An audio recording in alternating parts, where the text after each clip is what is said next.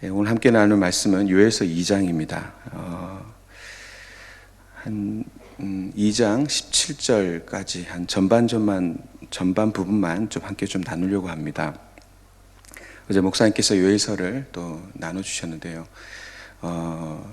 말씀드리기 전에 오늘 이제 수요일입니다. 저녁에 또 함께 모여서 예배하지 못하지만 영상 예배로 드릴 수 있도록 또 7시부터 또 영상이 송출이 됩니다. 여러분 또 영상을 통해서 같이 또 가정에서 예배 드려주시면 되겠고요. 오늘도 기도한 대로 선거일입니다. 다 같이 또 동참하셔서 또 좋은 일꾼들을 뽑는데 참여하시길 바랍니다. 어제 설명을 조금 해주셨지만 요엘은 남유다에서 활동했던 선지자죠. 요엘의 그 예언 선포는 남유다의 8대 왕이라고 부르는 요아스 왕이죠. 요아스 왕의 통치 시기 초기 때로 그렇게 여겨집니다. 그때 활동했던 그런 선지자입니다. 당시 통일 이스라엘 왕국이 남북으로 이렇게 BC 722년에 쪼개져서 이제 두 나라로 이렇게 쪼개진 이후에 한 100년 정도 지난 시점인데요.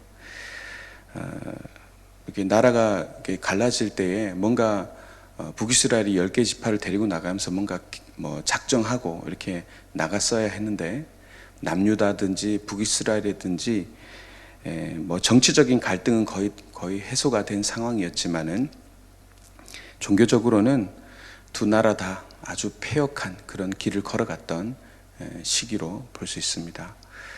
북이스라엘에는 선한 왕이 19명의 왕이 있었지만 선한 왕이 단 한 명도 없었고, 또 남유다에도 선한 왕이 있었으나 그것도 하나님의 철저한 기준에 의하면은 선한 왕이라고 하기도 그렇지만 한 4명 이상 정도의 왕들이 있었죠. 나머지는 전부 다 하나님 앞에 패역한 길을 걸었던 왕들로 기록되고 있습니다.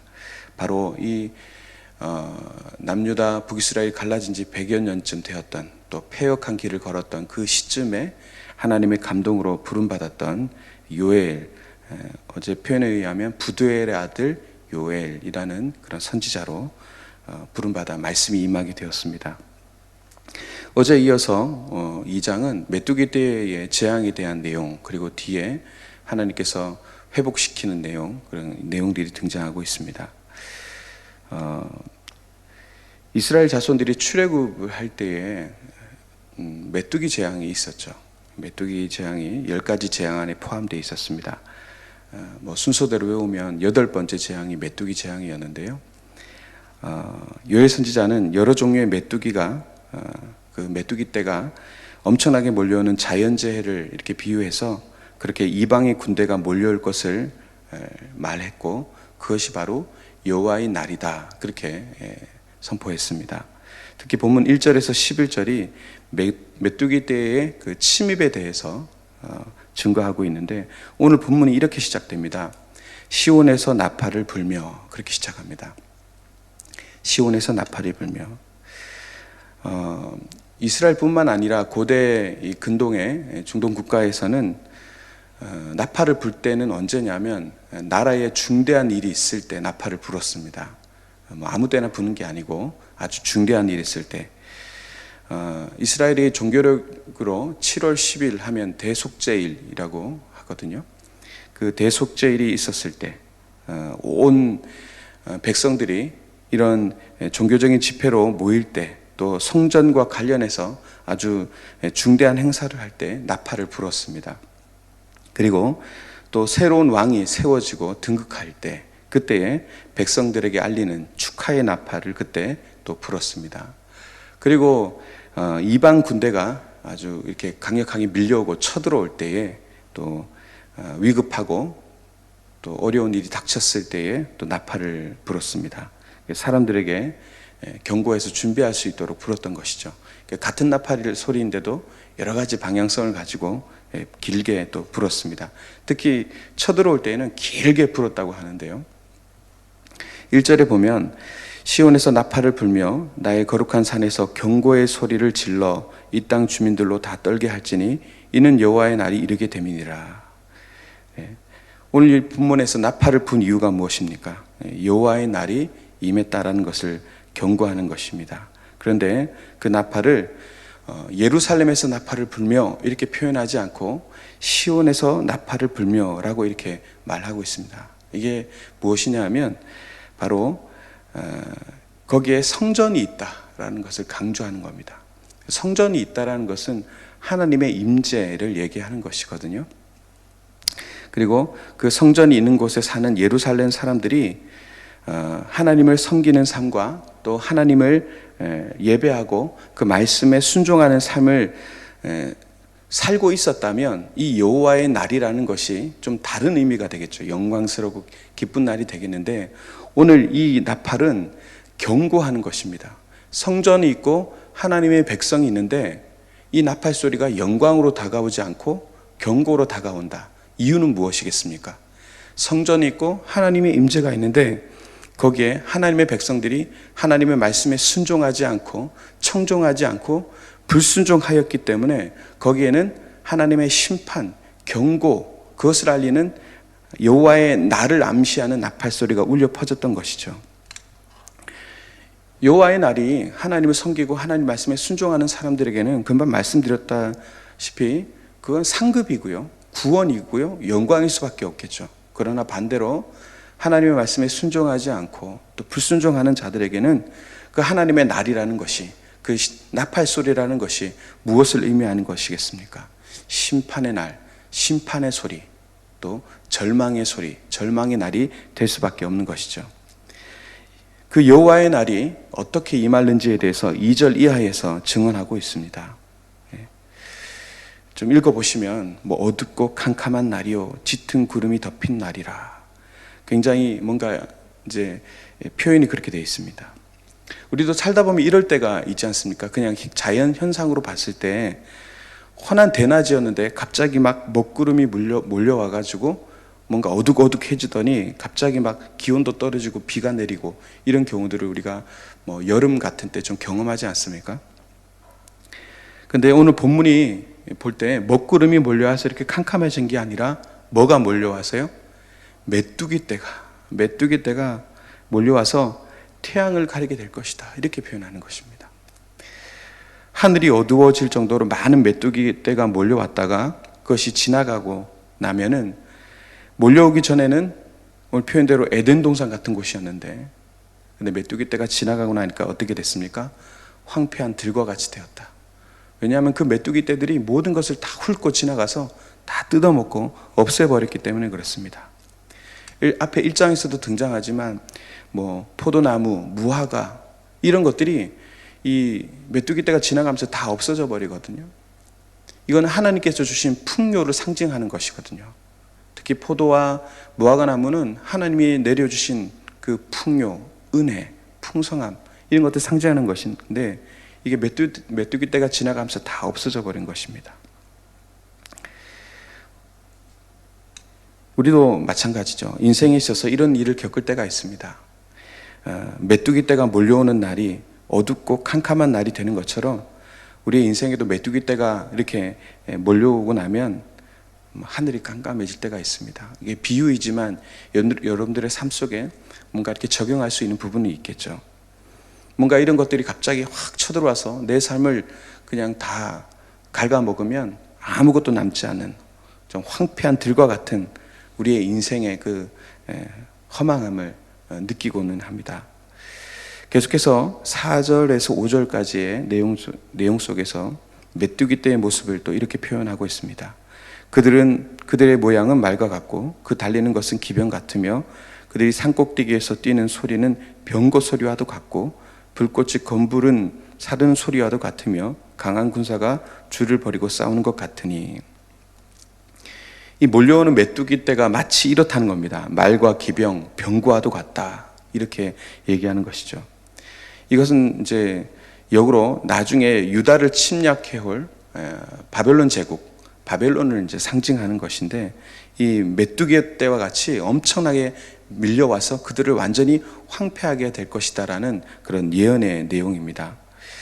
당시 병거라는 것이 귀한 것이죠. 지금 현대적으로 얘기하면 탱크와 같은 것, 유다는 병거를 거의 보유하지 못했습니다. 그래서 쳐들어왔을 때 거의 대응을 하지 못하는 것이죠. 바벨론 제국에 병거가 몰려왔을 때 그것을 바라보는 이스라엘 백성들이 그 심정이 어땠을까?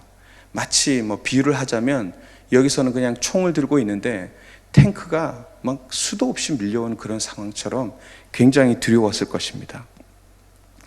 7절에서 9절에 보면 그들이 용사같이 달리며 무사같이 성을 기어오르며 각기 자기의 길로 나아가 그 주를 이탈하지 아니하며 피차 부딪히지 아니하고 각자 자기의 길로 나아가며 이렇게 표현되어 있습니다.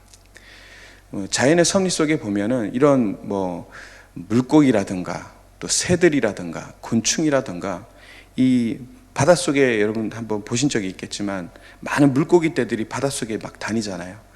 적게는 수천 마리, 많으면 수만 마리의 물고기들이 막 이렇게 군형을 이루면서 이렇게 헤엄을 쳐야 된다 그러나요? 아마 이렇게 돌아다니는, 무리를 지어 다니는데 신기한 것이 그들이 그렇게 많은 무리를 떼를 지어 다니면서도 부닥치지 않는 거예요. 부닥치지 않고 잘 이렇게 그 떼를 이루어서 또 새들도 또 박쥐라든가 이런 것들도요, 그렇게 무질서하게 날아다닌 것 같지만 서로 부닥치지 않는다는 것입니다. 곤충도 그래요. 메뚜기들이 수만 마들이 하늘을 다 덮을 정도로 날라오지만 서로 이탈하지 않고 피차 부딪히지 않고 자기 길로 쭉 나가서 목표한 것들을 이룬다라는 것입니다. 이 바빌론 제국이 이러한 뭔가 막 때로 몰려오는데 질서를 가지고 부닥치지 않으면 그 일사천리로 나라를 삼키는 모습을 보여주는 것이죠. 그러니까 유다 백성들이 너희들이 빨리 돌이키지 않으면 이러한 가공할 능력으로 바벨론이 쳐들어와서 너희들을 집집마다 구석구석마다 다 갈기갈기 먹을 것이며 너희들을 그런 삶을 사륙하게 될 것이다 라는 경고를 보내는 것입니다. 10절에서 11절의 내용에 보면은 땅이 진동하고 하늘이 떨며 이런 표현이 되어 있습니다. 말 그대로 지축이 흔들리고 하늘이 떨고 해와 달이 깜깜해지고 별들이 빛을 잃는다는 것은 이 모든 천재지변을 얘기하는 것이겠죠.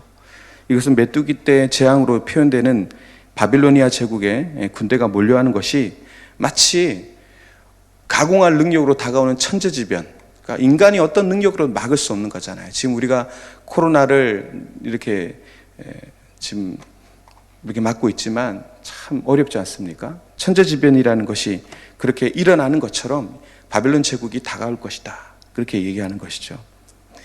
또 고대 세계에 있어서 달과 또 별, 해 이런 것들은 전부 다 우상 숭배의 대상이었지 않습니까?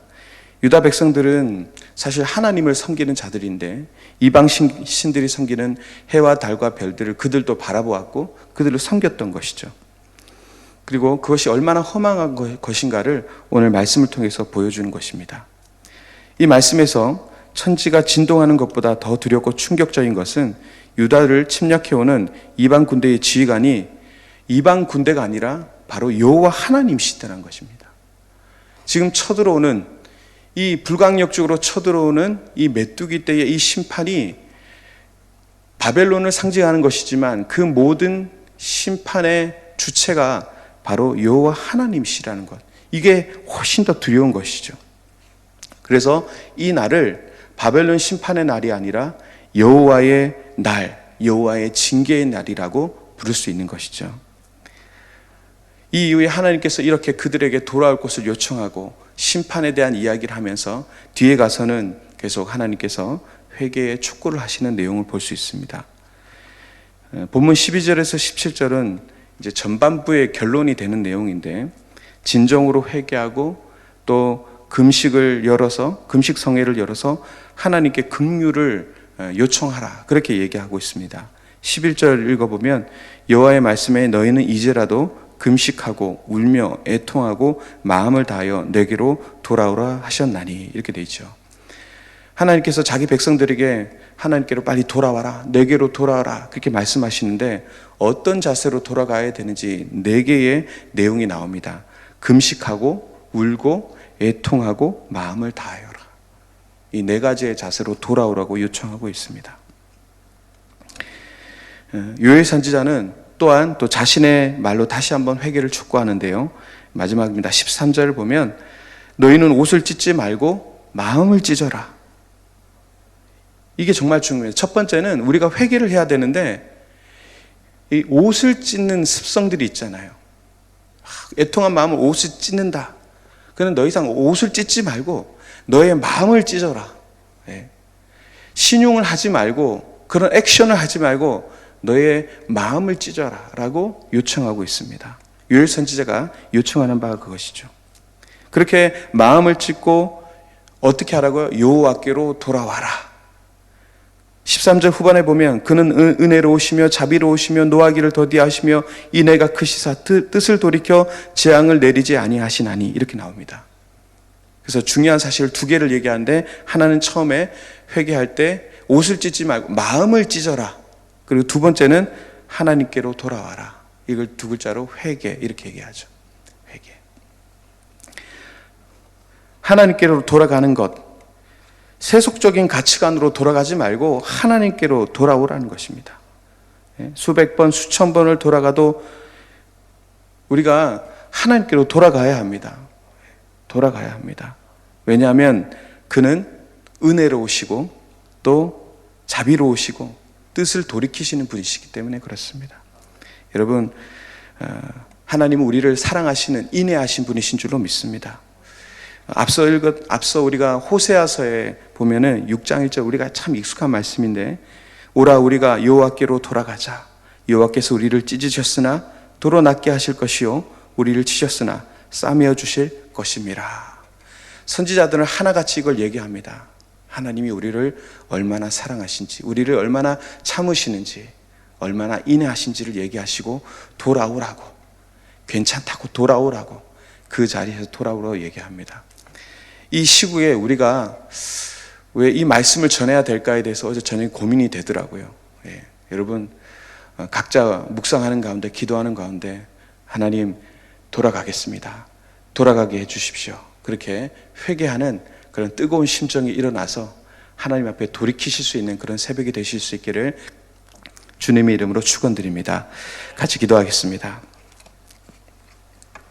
하나님, 메뚜기 떼가 몰려오면 그것들은 성벽도 쉽게 무너지고 또 무기고에도 쉽게 들어가고 집안에 드나드는 것도 자유롭게 할 수 있어서 재앙이 될 수밖에 없습니다. 그렇듯이 장차 이방인의 군대가 그렇게 할 것이라고 요엘 선지자는 그렇게 경고했습니다. 그리고 그날이 바로 여호와 하나님께서 정하신 날이 된다고 그렇게 외쳤습니다.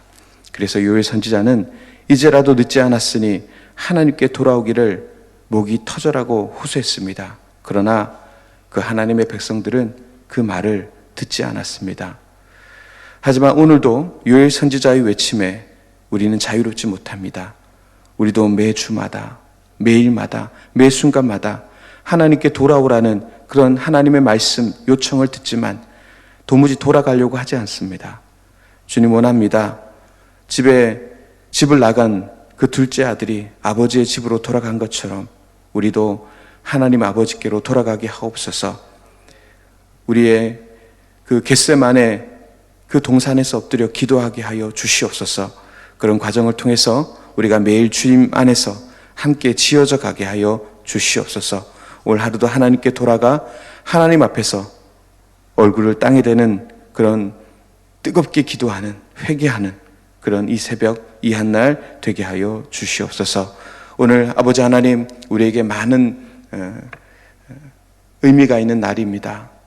우리에게 주어진 것들을 잘 감당하게 하여 주시고 이 나라에 또 새로운 일꾼들이 잘 뽑혀지게 하여 주시고 또 이 땅에 여전히 만연하고 있는 이 재앙이 속히 떠나갈 수 있도록 역사하여 주시고 또 이 시국에 우리가 더욱더 회개하는 우리 모두가 되게 하여 주시옵소서. 주님 앞에 예물 드린 손길을 축복하여 주시고 그 기도 제목에 응답하여 주시고 갚아 주시옵소서. 감사드리고 예수 그리스도 이름으로 기도하옵나이다.